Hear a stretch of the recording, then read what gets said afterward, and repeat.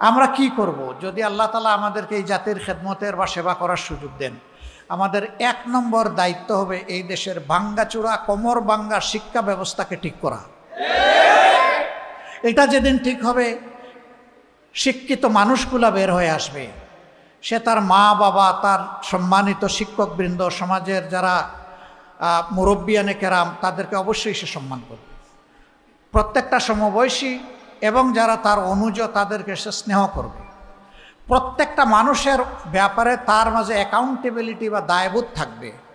সে চিন্তা করবে, এই যে বিশ্ববিদ্যালয় পর্যন্ত আমি লেখাপড়া করেছি, কলেজ পর্যন্ত লেখাপড়া করেছি, স্কুল পর্যন্ত লেখাপড়া করেছি, আল্লাহ যাকে যতটুকু মেধা দিয়েছেন, সে চিন্তা করবে আমার শিক্ষা প্রতিষ্ঠানের দেয়ালের প্রত্যেকটি ইট, বালু, নুড়ি, পাথর, পানি, মিস্ত্রির হাত, রড এবং সিমেন্ট, এগুলোর সাথে এই দেশের মানুষের অবদান জড়িত রয়েছে। সে বিশ্বাস করবে রাস্তায় যে আমার ভাই কিংবা বোন, আমার মা কিংবা পিতা অভাবের তাড়নায় যে ভিক্ষা করে, তারও অনুদান এখানে আছে। কারণ সারাদিন সেও মানুষের কাছে ভিক্ষা চায়, সন্ধ্যার বেলা তার পেটের চাহিদা পূরণ করার জন্য দোকানে যায়। ওখানে গিয়ে সে যে জিনিসগুলো কিনে, আপনার আমার মতো তাকেও কিন্তু বেড দিতে হয়, ভ্যালু অ্যাডেড ট্যাক্স। ট্যাক্স তো সেও দিচ্ছে। দেশের সকল উন্নয়ন, সকল কর্মকাণ্ড পরিচালিত হয় 2টা হাত থেকে। একটা হলো ভ্যাট বা ট্যাক্স বা কর, আরেকটা হচ্ছে বৈদেশিক ঋণ। তো বৈদেশিক ঋণে কি শুধু বলা হয়েছে যে এটা শুধু ধনীদের উপরে বর্তাবে? প্রত্যেকটা মানুষের উপরেই ঋণের বোঝা সমানভাবে ডিস্ট্রিবিউট হয়ে যাবে। এমনকি আজকে যে দুধের শিশুটা জন্ম নিয়েছে, জন্ম নেওয়ার সাথে সাথে তার গাড়েও কিছু ঋণ চলে আসবে। অতএব এদেশের প্রত্যেকটা মানুষের অবদান হয়েছে আজকে আমার মানুষ হয়ে ওঠার পিছনে। আমি যেন এই মানুষগুলার ঋণ পরিশোধ করতে পারি, আমরা সেই শিক্ষাটাই মানুষের অন্তরে দেওয়ার চেষ্টা করব ইনশাআল্লাহ। তাহলে কোনো শিক্ষিত মানুষের দ্বারা কোনো সাধারণ মানুষের সম্পদ আর লুটপাট হবে না, নয়ছয় হবে না, তছনছ হবে না। দেশের সম্পদ লুট করে লন্ডার করা হবে না, এটাকে দেশের বাইরে পাচার করা হবে না, বিভিন্ন জায়গায় বেগমপাড়া গড়ে তোলা হবে না। বরঞ্চ দেশের সম্পদ দেশে থাকবে, এবং এইভাবে দেশের সম্পদ যখন দেশের মাঝে আবর্তিত হবে, তখন সমাজের উন্নয়নের গতিও বেড়ে যাবে। এখান থেকে সমস্ত মানুষ উপকৃত হবে। এখানে ব্যবধানটা এমন হবে না যে একজন 20 তলায় আর আরেকজন নিচতলায়, গাছতলায়, এমন হবে না। বরঞ্চ ব্যবধান কমে আসবে। প্রত্যেকটি মানুষ সম্মানের সাথে বসবাস করবে। প্রশ্ন করবেন, তাইলে এই দেশে কি কোনো গরিব ফকির থাকবে না? না, থাকবে না।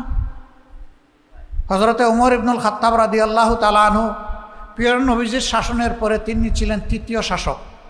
দ্বিতীয় ছিলেন আবু বকর সিদ্দিক রাদিয়াল্লাহু তাআলা আনহু। তৃতীয় ব্যক্তি হযরতে ওমর ইবনুল খাত্তাব রাদিয়াল্লাহু তাআলা আনহু। তার শাসনামলে রাজ্যের প্রয়োজন মেটানোর জন্য জাকাত নেওয়া হতো। একসময় এটা সাফিসিয়েন্ট হয়ে গেল। লোকদেরকে বলা হলো, তোমরা ব্যক্তিগতভাবে চাইলে দিতে পারবা, রাষ্ট্রের কোষাগার এখন ফুলফিল হয়ে গেছে। এক ভদ্রলোক তার জাকাতের টাকা নিয়ে বের হয়েছেন, মরুভূমির দেশ, দীর্ঘ মরুভূমি পার দিয়ে ক্লান্ত হয়ে তিনি গাছের ছায়া দুপুরবেলা আশ্রয় নিচ্ছেন, ঘুমায় পড়ছেন। সেখানে তখন কেউ ছিল না। উটটি রশি দিয়ে শক্ত করে গাছের সাথে বেঁধে তিনি ঘুমায় পড়ছেন। মাথার নিচে জাকাতের টাকার পুটলা। ঘুম থেকে উঠে দেখেন তার পাশে আরেকজন ঘুমাচ্ছে। সেই লোকটা ধূসর ময়লা কাপড় নিয়ে ঘুমাচ্ছে, হালকা একটা বালিশে মাথা রেখে। তার অন্তর খুশিতে উজ্জ্বল হয়ে উঠল, ফুলে উঠল যে এতক্ষণে ঠিকানা পেয়ে গেছি, এখন ভার মুক্ত হতে পারবো। নিশ্চয়ই এই লোকটা অভাবী, তার চেহারা দেখে মনে হচ্ছে জাকাতের টাকা তাকে দিয়ে আমি মুক্তি পেয়ে যাব। তিনি বসে বসে অপেক্ষা করছেন। লোকটার যখন ঘুম ভাঙল, সালাম দিলেন। সে লোক বলল, আপনি? বললেন যে আমি আপনার মতোই আল্লাহর এক বান্দা।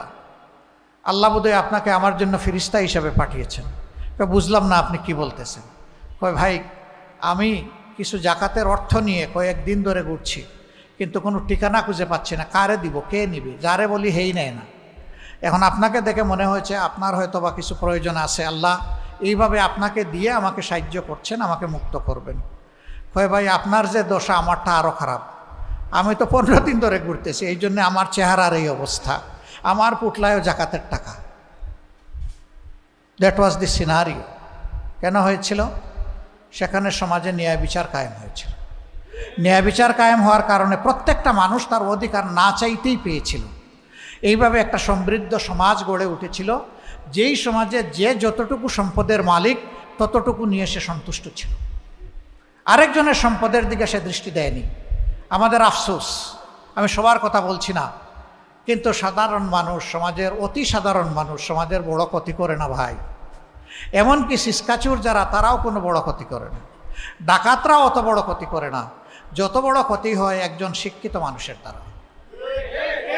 সকল শিক্ষিত মানুষ না, কিছু শিক্ষিত মানুষের দ্বারা তাদের কলমের কুচায় জাতির কপাল এদিক থেকে ওদিকে ঢলে পড়ে। কেন?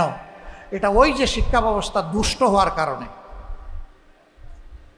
আমরা এমন শিক্ষা আমাদের সন্তানদের হাতে তুলে দিতে চাই, যেই শিক্ষায় তারা একদিকে মানবিক মানুষ হিসেবে গড়ে উঠবে, আর একদিকে দুনিয়ার সর্বোচ্চ একজন স্কিল দক্ষ মানুষ হিসাবে সে গড়ে উঠবে। সুতরাং শিক্ষা নিয়ে সে বেকার থাকবে না ইনশাআল্লাহ। আমাদের দ্বিতীয় এজেন্ডা, দেশটা দুর্নীতিতে ভরে গেছে।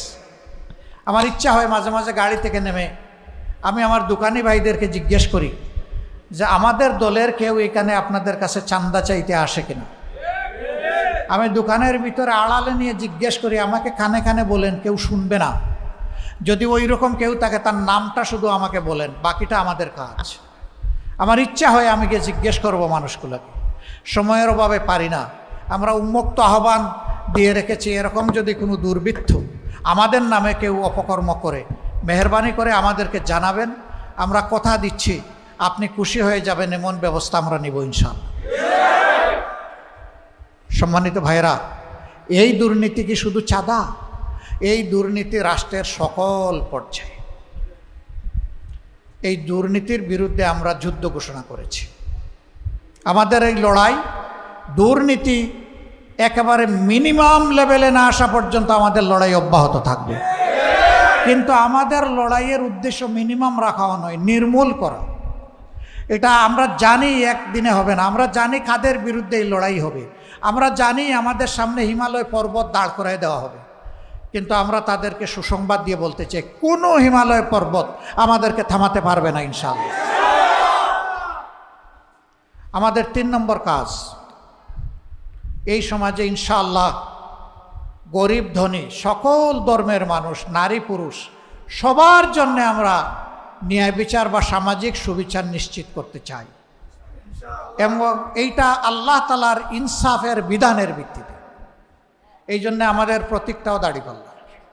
এইটা নিয়ে যা যুদ্ধ করেছি এটা পাওয়ার জন্য, এটা তো কেড়ে নিয়েছিল আমাদের কাছ থেকে, আপনারা জানেন। আমরা এই ইনসাফের প্রতীক আমরা ছাড়ি নাই, আমরা ছাড়ব না ইনশাআল্লাহ। আমরা ওয়াদা দিব এই প্রতীক হাতে নিয়ে যে সমাজে আমরা সুবিচার কায়েম করব। ধনী গরিব সবাই সমান। ধরে নেন যে আমাদের কেউ প্রধানমন্ত্রী হয়ে গেলেন, প্রেসিডেন্ট হয়ে গেলেন, তিনি অপরাধ করলে তাকেও আইনের আওতায় আনা হবে ইনশাআল্লাহ। যে অপরাধে সাধারণ মানুষকে আনা হয়, একই অপরাধে কোনো ইম্পিউনিটি তিনি পাবেন না, কোনো দায় মুক্তি পাবেন না, তাকেও আইনের আওতায় আনা হবে ইনশাআল্লাহ। তিনি যদি দোষী প্রমাণিত হন, তিনি শুধু রাষ্ট্রের দায়িত্ব হারাবেন না, তিনি একজন ধিক্কৃত ঘৃণিত মানুষ হিসাবে জাতির সামনে প্রমাণিত হন। এই যখন ন্যায় বিচারের ভিত্তি থাকবে, তখন অন্যায় করা কারো পক্ষে অত সহজ হবে না। আমরা এই ন্যায় বিচারটা সবার জন্য নিশ্চিত করার পক্ষে। আল্লাহ যেন তৌফিক দান করে। আমাদের 4র্থ কমিটমেন্ট, আমরা আল্লাহ ছাড়া কারো কাছে মাথা নত করব না। দুনিয়ার সকল সভ্য দেশের সাথে আমাদের আন্তরিক সম্পর্ক থাকবে, আমাদের বন্ধুত্বপূর্ণ সম্পর্ক থাকবে, কিন্তু সেটা হবে পারস্পরিক শ্রদ্ধা এবং সমতার ভিত্তিতে। আমরা কারো আধিপত্য আমরা মেনে নিব না, কোনো হেজিমনি আমরা স্বীকার করব না। এখানে আধিপত্য একমাত্র আল্লাহ রাব্বুল আলামিনের, যিনি আহকামুল হাকিমিন। তার ছাড়া আমরা কারো আধিপত্য মানব না। বাংলাদেশকে অতীতে যারাই যা করেছেন, ফরগেট অ্যাবাউট, কিন্তু আগামীর দিন ইনশাআল্লাহ বাংলাদেশ হবে আধিপত্যবাদ মুক্ত ইনশাআল্লাহ। আমাদের 4র্থ বিষয়, একটা দেশ যখন চলে তার একটা অর্থনীতি থাকতে হয়। সেই অর্থনীতিতে ব্যাংক, বিমা সেক্টর, কর্পোরেশন অনেক কিছু থাকবে। তার পাশাপাশি মিল, ফ্যাক্টরি, বিজনেস, ইন্ডাস্ট্রি থাকবে। এই খাতে এখন কোনো শৃঙ্খলা নেই, শুধু লুটপাট আর অনিয়ম। এই খাতে ইনশাআল্লাহ আমরা শৃঙ্খলা ফিরিয়ে আনব। আমরা বিনিয়োগকারীদের জন্য এমন পরিবেশ দিব, কোনো জালিম গিয়ে তাদেরকে থ্রেট দেওয়ার সুযোগ পাবে না, গিয়ে চাঁদা চাওয়ার দুঃসাহস দেখাবে না। যদি সে দেখায় তার হাত অবশ করে দেওয়া হবে ইনশাআল্লাহ। সবাই ক্ষুদ্র দোকানি থেকে, মুদির দোকানি থেকে শুরু করে বৃহৎ শিল্প কারখানার মালিক যারা হবেন, তারা সম্মান এবং নিরাপত্তার সাথে তারা তাদের ব্যবসা পরিচালনা করবে। বিদেশিরা যারা এই দেশে বিনিয়োগ করতে আসবে, তাদেরকেও সেই একই সম্মান এবং একই নিরাপত্তা বিধান করা হবে ইনশাআল্লাহ। কারণ এখন বিশ্বে চলতে হলে পরস্পরের সহযোগিতা লাগবেই। আমাদের দেশ ছোট, মানুষ প্রচুর। এই দেশটা উৎপাদনের জন্য খুবই উর্বর একটা জায়গা, উপযুক্ত একটা জায়গা। শুধুমাত্র দুষ্ট রাজনীতির কারণে বিদেশ থেকে মানুষগুলো এখানে এসে বিনিয়োগ করার সাহস পায় না। আমরা এই দুষ্ট রাজনীতির পুরা চরকা ঘুরিয়ে দিতে চাই ইনশাআল্লাহ। এইভাবে একটা স্বচ্ছ সমাজ কায়েম করা আমাদের অঙ্গীকার। আরও অনেকগুলো অঙ্গীকার আমাদের আছে। অনেকে যখন বিভিন্ন জায়গায় যায় তখন বলে যে আমাদের একটা খেলার মাঠ নাই, একটা পার্ক নাই, এই ড্রেনটা এইভাবে মজে পচে দুর্গন্ধময় হয়ে গেছে, এটা দেখার কেউ নাই।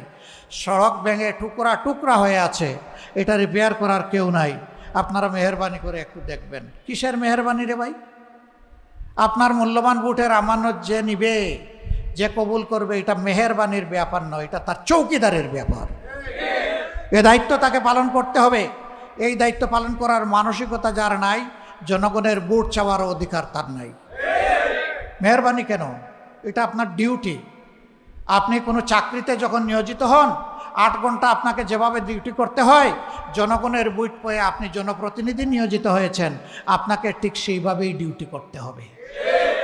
আপনি মনে করবেন না আপনি বস আর জনগণ আপনার ক্লায়েন্ট, বরঞ্চ জনগণ আপনার বস আর আপনি তাদের সার্ভেন্ট। সেইভাবে আপনাকে নিতে হবে। বাংলাদেশ জামাত ইসলামী এমন একটি দেশ, একটি সমাজ চায়। এই সমাজের জন্য আপনারাও কি প্রস্তুত? ইনশাল্লাহটা আর একটু জোরালো হোক মাশাআল্লাহ। যারা এসেছেন দুর্যোগপূর্ণ আবহাওয়া উপেক্ষা করে, আবহাওয়া অনুকূল থাকলে হয়তো আরও অনেকে আসতেন। যারা আসতে পারলেন না, আপনাদের পরিবারের প্রিয় সদস্যবৃন্দ, আপনার প্রতিবেশী, কর্মস্থলের সাথী এবং আপনার বন্ধুবান্ধব, এই কথাগুলো যদি আপনাদের ভালো লাগে সবার কাছে পৌঁছে দেবে।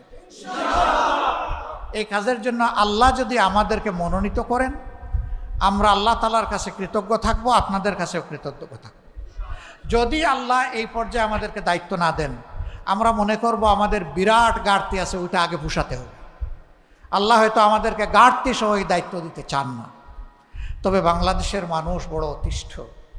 যেখানে যাই একটা কথাই বলে, শুধু বুটটা দেওয়ার ব্যবস্থা করেন, বাকিটা আমাদের দায়িত্ব।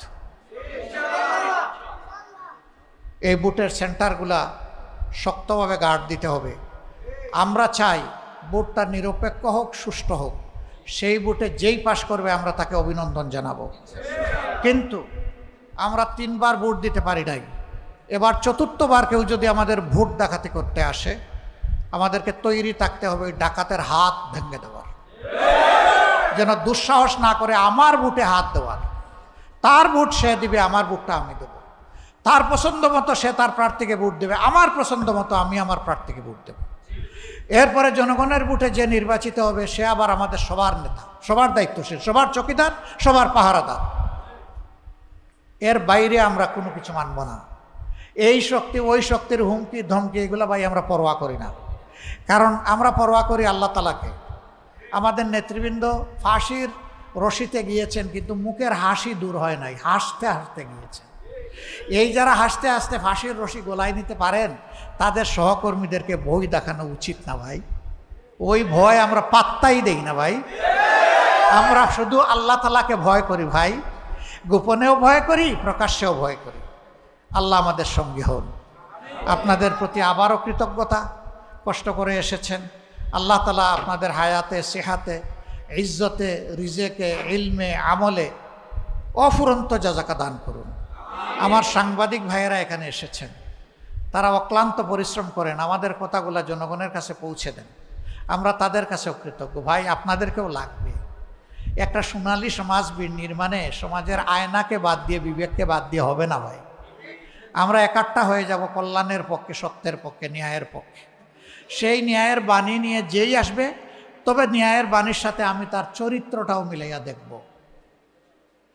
তিনি কি ন্যায়ের বাণী আমাকে ইলেকশনের আগে শোনাচ্ছেন, নাকি পরেও তার মাঝে আমি পাবো? একটা গল্প বলেই শেষ করছি। এক শ্রান্ত পথিক পিপাসার্থ হয়ে দৌড়ে এসে এক চেয়ারম্যান সাহেবের বাড়িতে ঢুকছে, হাঁপাইতে হাঁপাইতে। চেয়ারম্যান সাহেব বলেন, বাবা তোর কি হয়েছে? বলে যে আমার পিপাসায় ছাতি ফেটে যাচ্ছে, আমাকে একটা কিছু পান করতে দেন। নেই, যা তাড়াতাড়ি নিয়ে আয়। তার আর্দালি পুরা ভর্তি জগ পানি নিয়ে আসছে, একটা গ্লাস নিয়ে আসছে, সামনে রাখছে। এখন আর ওই পিপাসার্থ পথিক একবার জগের দিকে তাকায়, একবার গ্লাসের দিকে তাকায়, কিন্তু হাত আগায় না এবং পান করে না। এবার চেয়ারম্যান সাহেব জিজ্ঞেস করেন, কিরে বাবা তোর কি হলো? এত পিপাসার্থ মনে হলো যে তুই কাত হয়ে পড়ে যাবি। এখন তোকে পানি দেওয়া হলো, গ্লাস দেওয়া হলো, তুই কেন তুলে নিচ্ছিস না? কয়, স্যার এই পানি পান করার জন্য কি এখানে আসছি। কয়, তাইলে কোন পানি? কয়, ওই যে ইলেকশনের সময় আসছিলাম, আর ফুস করা পানি একটা খাওয়াইছিলেন, ওই ফুস করা পানি পাবো না স্যার। কয়, আবার ইলেকশন আসলে পাবে, 5 বছর অপেক্ষা করো।